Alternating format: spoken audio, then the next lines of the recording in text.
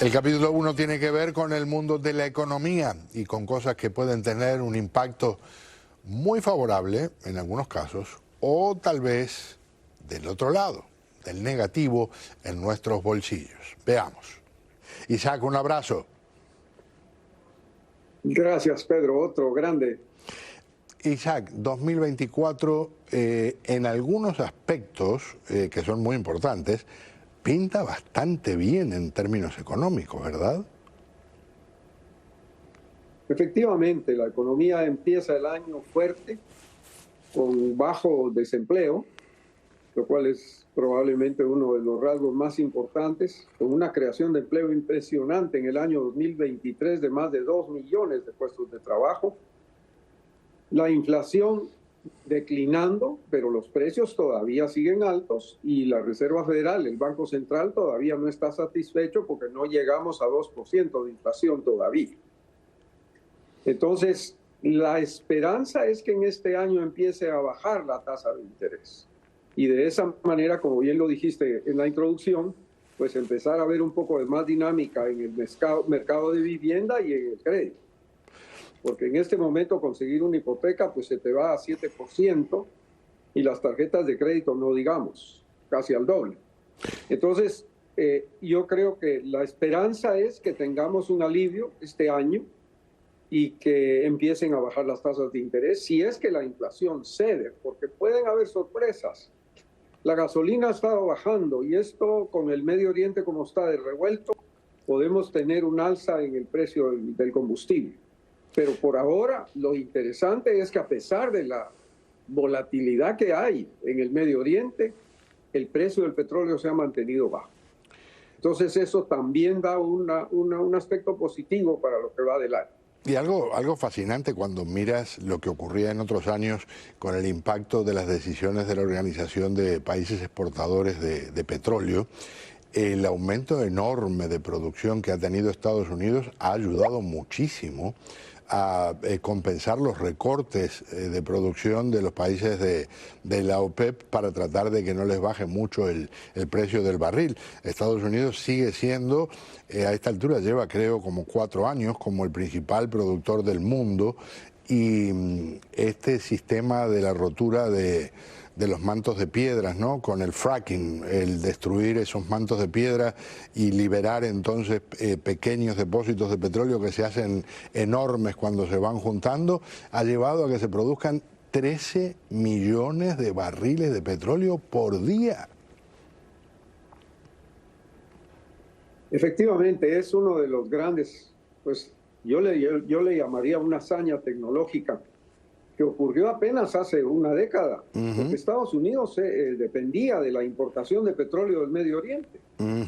Y tuvimos ya una guerra en el Medio Oriente donde los países, la Organización de Exportadores de Petróleo le pusieron un embargo al petróleo importado por Estados Unidos y los precios de la gasolina se volvieron una locura. En este país había cola para conseguir gasolina. Así mismo. Eso se ha terminado precisamente por la hazaña tecnológica que es la tecnología para explorar combustible, tanto gas como petróleo, en rocas. Y eso creo yo que ha dado un alivio, porque Estados Unidos es hoy el principal productor mundial de petróleo, principal exportador de petróleo, se está convirtiendo en el exportador principal de gas natural. Y eso hace que, por ejemplo, Europa, que dependía de Rusia para su abastecimiento de gas, ahora está comprando gas en el mundo entero y no ha sufrido las consecuencias de lo que ha sido la guerra en Ucrania, por ejemplo. Entonces, hay algunas medidas positivas que se están dando, sobre todo en el mercado energético. Tasas de interés, que en la práctica representan el precio del dinero. 7% una hipoteca comparado con 3 y algo un año y poco atrás, un año y medio atrás, las hipotecas se conseguían a 3 y algo %. En lo que es el valor de una vivienda promedio hoy en Estados Unidos, eso representa más de $1.000 adicionales de costo de ese préstamo para comprar la casa. Si hay una baja respetable de las tasas, puede haber un aumento de dinero ahora no me sale la palabra disposable, disponible para que la gente pueda pagar cuentas y consumir. Efectivamente, eso es lo que está frenando precisamente el consumo, pero no todo el consumo. Por ejemplo, las ventas navideñas fueron más altas este año que las del año pasado. El consumidor sigue activo. Lo que pasa es que hay ciertos sectores que están sufriendo el impacto del alza de la tasa de interés. Por ahora, lo que se ha escapado de eso es el empleo. Y eso creo yo que hace extraordinaria esta situación. Porque antes la manera de combatir la inflación era bajar el empleo. Claro. Causar desempleo. Claro. Y eso hasta ahora no nos ha sucedido. Estamos en 3,7% de desempleo, lo cual es una tasa que no se veía en 50 años. Y creo que el mercado de trabajo revela una capacidad de absorción en Estados Unidos que es impresionante. Hasta que se puede decir que hay una atracción mayor para los inmigrantes precisamente porque hay mucho trabajo en Estados Unidos. Te diré, por un lado, el panorama tiene esa cantidad de cosas que parecen se van a mantener del lado positivo por un tiempo.